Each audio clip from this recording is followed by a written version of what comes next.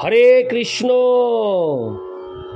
আজ 21শে আগস্ট 2024 ও 4ই ভাদ্র 1431 বুধবার।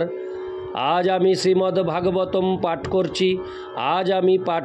শ্রীমদ্ ভাগবতমের 3য় স্কন্দ 6ষ্ঠ অধ্যায় বিশ্বরূপের সৃষ্টির শ্লোক 38, 39 ও অন্তিম শ্লোক 40। নারায়ণ হে নারায়ণ ভবভয় হরণম নারায়ণ। শ্লোক 38। আত্মনহ বসিত বৎস মহিমা কবিনাদিনা সংবৎসর সহস্রান্তে ধিয়া যোগ বিপক্কয়া। অনুবাদ: হে বৎস, আদি কবি ব্রহ্মা এবং সহস্র দিব্য বৎসর ধ্যান করার পর কেবল এইটুকুই জানতে পেরেছিলেন যে পরমাত্মার মহিমা অচিন্ত। তাৎপর্য: কিছু কুপমণ্ডূক সদৃশ দার্শনিক রয়েছে যারা দর্শন এবং মনের জল্পনা কল্পনার দ্বারা পরমাত্মাকে জানতে চায়, আর ভগবত তত্ত্বজ্ঞান সমন্বিত ভক্তেরা যখন বলেন যে ভগবানের মহিমা অসীম এবং অচিন্ত, তখন সেই কুপমণ্ডূক সদৃশ দার্শনিকেরা তাদের বিরুদ্ধে সমালোচনা করে। প্রশান্ত মহাসাগরের বিস্তার মাপতে উদ্যোগী কুয়োর ব্যাঙের মতো এই সমস্ত দার্শনিকেরা আদিকবি ব্রহ্মার মতো ভক্তের উপদেশ গ্রহণ করার পরিবর্তে অন্তহীন জল্পনা কল্পনা করার প্রয়াস করে। ব্রহ্মা 1000 দিব্য বৎসর ধরে কঠোর তপস্যা করেছিলেন, কিন্তু তা সত্ত্বেও তিনি বলেছিলেন যে ভগবানের মহিমা অবিজ্ঞেয়। সুতরাং কুপমণ্ডূক সদৃশ দার্শনিকেরা তাদের মনের জল্পনা কল্পনার দ্বারা কি লাভ করার আশা করতে পারে? ব্রহ্মসংগীতায় বলা হয়েছে যে মনোধর্মী মুনি যদি মন অথবা বায়ুর বেগে 1,00,000 কোটি বছর ধরেও ধাবিত হন, তবুও তিনি তাকে জানতে পারবেন না। কিন্তু ভগবত ভক্তেরা পরমেশ্বর ভগবানকে জানার এই প্রকার অর্থহীন প্রচেষ্টায় তাদের সময়ের অপচয় করেন না। পক্ষান্তরে তারা বিনীতভাবে ভগবানের ভক্তের কাছ থেকে ভগবানের মহিমা শ্রবণ করেন। এইভাবে তারা শ্রবণ ও কীর্তনের মাধ্যমে দিব্য আনন্দ উপভোগ করেন। ভক্তের বা তাদের ভক্তিপূর্ণ ক্রিয়াকলাপের অনুমোদন করে ভগবান বলেছেন, মহাত্মানস্তু মাং পার্থ দৈবীং প্রকৃতিমাশ্রিতা ভজ্জন্ত নন্য মনস জ্ঞাত্তা ভূতাদিমব্যয়ম সততং কীর্তয়ন্ত মাং যতন্তশ্চ দৃঢ়ব্রতা নমস্যন্তস্য মাং ভক্তা নিত্যযুক্তা উপাসতে। ভগবদ্গীতা 9:13-14। ভগবানের শুদ্ধ ভক্তেরা লক্ষ্মী দেবী, সীতা দেবী ও শ্রীমতী রুক্মিণী দেবী অথবা শ্রীমতী রাধারানী নামক ভগবানের অন্তরঙ্গা শক্তি বা পরাশক্তির শরণ গ্রহণ করেন এবং তার ফলে তারা প্রকৃত মহাত্মায় পরিণত হন। মহাত্মারা মানসিক জল্পনা কল্পনায় প্রবৃত্ত হতে চান না, কিন্তু তারা অবিচলিতভাবে ভগবদ ভক্তিতে যুক্ত হন। ভগবদ ভক্তির প্রকাশ হয় ভগবানের লীলাবিলাসের কথা শ্রবণ এবং কীর্তন করার প্রাথমিক প্রক্রিয়ার মাধ্যমে।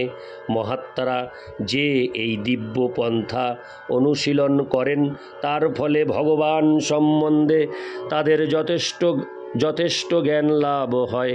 কেননা ভগবানকে যদি কোনো প্রকারে জানা সম্ভব হয়, তাহলে ভক্তিযোগের মাধ্যমেই কেবল তা সম্ভব, অন্য কোনো উপায়ে নয়।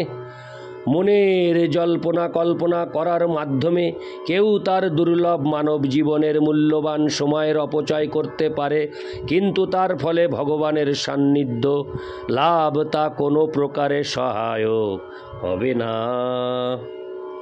মহাত্মারা কিন্তু মনোধর্মী জল্পনা কল্পনার দ্বারা ভগবানকে জানার ব্যাপারে একেবারেই আগ্রহী নন, কেননা তার ভক্ত অথবা অসুরদের সঙ্গে তার অপ্রাকৃত আচরণ এবং মহিমামণ্ডিত ব্যবহারের কথা শ্রবণ করার মাধ্যমেই তারা আনন্দ আস্বাদন করেন।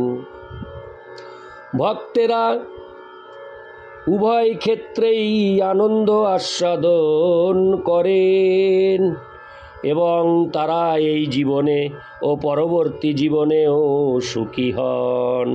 ইতি শ্লোক 38, শ্লোক 39। অত ভগবত মায়ামায়িনামপি মোহিনী যৎস্বয়ং চাত্তবর্তাত্তা ন বেদ কিমুতা পরে।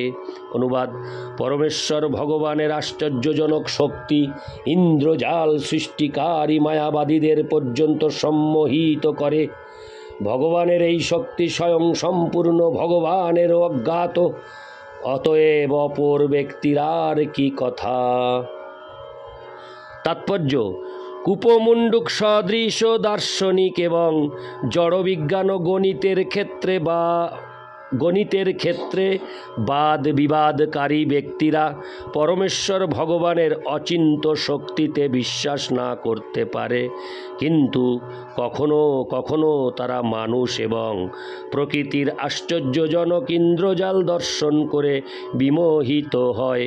জড়জগতের এই প্রকার বাজিকর এবং জাদুকরেরা প্রত্যক্ষপক্ষে প্রকৃতপক্ষে ভগবানের দিব্য কার্যকলাপের ভেলকিবাজি দর্শন করে বিমোহিত হয়, কিন্তু তারা তাদের সেই মোহ এই বলে মীমাংসা করার চেষ্টা করে যে এই সব হচ্ছে পৌরাণিক গালগল্প। কিন্তু সর্বশক্তিমান ভগবানের কাছে কিছুই অসম্ভব নয় অথবা মিথ্যা পৌরাণিক গল্প নয়। বাগ বিতণ্ডাকারী জড়বাদীদের কাছে সবচাইতে আশ্চর্যজনক ধাঁধা হচ্ছে যে তারা যখন পরমেশ্বর ভগবানের অচিন্ত শক্তির দৈর্ঘ্য এবং প্রস্থ মাপবার চেষ্টা করে, তখন ভগবানের বিশ্বস্ত ভক্তেরা কেবল ব্যবহারিক ক্ষেত্রে ভগবানের অদ্ভুত কার্যকলাপের মহিমা কীর্তন করে জড়জগতের বন্ধন থেকে মুক্ত হয়ে যায়। ভগবানের ভক্ত খেতে, শুতে, কাজ করতে ইত্যাদি সর্ব অবস্থাতেই ভগবানের আশ্চর্যজনক নিপুণতা দর্শন করেন। একটি ক্ষুদ্র বট ফলে হাজার হাজার ক্ষুদ্র বীজ রয়েছে এবং প্রতিটি বীজে এক একটি বটবৃক্ষ নিহিত রয়েছে। সেইগুলিতে আবার কারণ এবং কার্যরূপে কোটি কোটি ফল রয়েছে। এইভাবে বৃক্ষ এবং বীজ ভগবদ ভক্তদের ভগবানের কার্যকলাপের ধ্যানে মগ্ন করে। পক্ষান্তরে লৌকিক বিবাদ প্রিয় মানুষেরা শুষ্ক জল্পনা কল্পনা আর মন গড়া মতবাদ সৃষ্টি করে তাদের সময় নষ্ট করে, যা এই জীবনে এবং পরবর্তী জীবনে অর্থাৎ উভয় জীবনেই নিরর্থক হয়। জল্পনা কল্পনার গর্ভে তাদের গর্বিত হওয়া সত্ত্বেও তারা কখনো বটবৃক্ষের সরল প্রসুপ্ত ক্রিয়াশীলতার মর্ম উপলব্ধি করতে পারে না। এই প্রকার মনোধর্মীরা হচ্ছে দুর্ভাগা জীব, যারা অনন্তকাল ধরে জড়জগতের বন্ধনে আবদ্ধ থাকে। ইতি শ্লোক 39। অন্তিম শ্লোক, ষষ্ঠ অধ্যায়ের অন্তিম শ্লোক 40। যতঃ প্রাপ্য নেবর্তন্ত বাচশ্চ মনসা সহ অহং চান্ন ইমে দেবাস্তস্मै ভগবতে নমো। অনুবাদ: বাণী, মন এবং অহংকার তাদের নিয়ন্ত্রণকারী দেবতাগণ সহ ভগবানকে জানতে অসমর্থ হয়েছে। তাই আমাদের প্রকৃতিস্থ হয়ে তার প্রতি শুধু আমাদের সশ্রদ্ধ প্রণতি নিবেদন করতে হবে। তাৎপর্য: কূপমণ্ডুক সদৃশ অনুমানকারীরা আপত্তি করতে পারে যে যদি ভগবান বাণী, মন এবং অহংকারের নিয়ন্ত্রণকারী দেবতাদেরও অর্থাৎ বেদ, ব্রহ্মা, রুদ্র এবং বৃহস্পতি প্রমুখ দেবতাদেরও অজ্ঞেয় হন, তাহলে সেই অজ্ঞেয় বস্তুটিকে জানবার জন্য ভক্তেরা এত আগ্রহী হন কেন? তার উত্তর হচ্ছে যে ভগবানের লীলাসমূহের বর্ণনায় ভক্তদের যে দিব্য আনন্দের অনুভূতি হয় তা অভক্তদের এবং মনোধর্মীদের কাছে নিশ্চয়ই অজ্ঞেয়। দিব্য আনন্দের আস্বাদন না হলে স্বাভাবিকভাবেই জল্পনা, কল্পনা এবং অনুমানের স্তর থেকে ফিরে আসতে বাধ্য হতে হবে, কেননা তারা দেখতে পাবে যে সেইগুলি বাস্তব নয় এবং আনন্দদায়ক নয়। ভগবদ ভক্তেরা অন্তত জানেন যে পরম সত্য হচ্ছেন পরমেশ্বর ভগবান শ্রী বিষ্ণু। বৈদিক স্তোত্রে তা প্রতিপন্ন করে বলা হয়েছে, ওং তদ বিষ্ণু পরমং পদং সদা পশ্যন্তি শূরয়।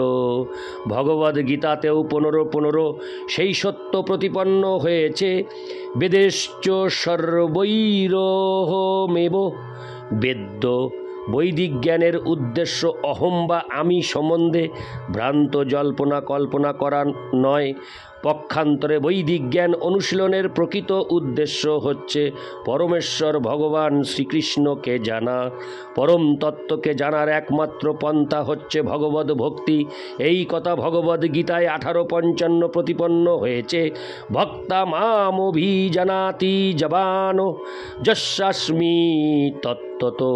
ভগবদ ভক্তির মাধ্যমেই কেবল জানা যায় যে পরম তত্ত্ব হচ্ছেন পরমেশ্বর ভগবান এবং ব্রহ্মা ও পরমাত্মা হচ্ছেন তার আংশিক প্রকাশ মাত্র।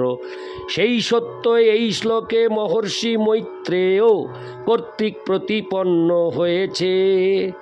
ভক্তি সহকারে প্রণতি নিবেদন করার মাধ্যমে তিনি পরমেশ্বর ভগবানের কাছে ভগবতে ঐকান্তিকভাবে শরণাগত হয়েছেন। কেউ যদি ব্রহ্ম এবং পরমাত্মার ঊর্ধ্বে ভগবানের স্বরূপ সম্বন্ধে অবগত হতে চান, তাহলে তাকে মৈত্রেয়, বিদুর, মহারাজ পরীক্ষিত এবং সুখদেব গোস্বামীর মতো মহান ঋষি এবং ভগবদ ভক্তদের পদাঙ্ক অনুসরণ করে ভগবানের দিব্য প্রেমময়ী সেবায় যুক্ত হতে হবে। ইতি শ্লোক 40। এই সাথে শেষ হলো শ্রীমদ্ ভাগবতমের 3য় স্কন্দের 6ষ্ঠ অধ্যায়। ইতি শ্রীমদ্ ভাগবতের 3য় স্কন্দের বিশ্বরূপের সৃষ্টি নামক 6ষ্ঠ অধ্যায়ের ভক্তি বেদান্ত তাৎপর্য। নারায়ণ হে নারায়ণ ভবভয় হরণম নারায়ণ লক্ষ্মীকান্তম কমলনয়নম মঙ্গলচরণম নারায়ণ। হরে কৃষ্ণ, রাধে রাধে, জয় রাধে কৃষ্ণ, হরি বল।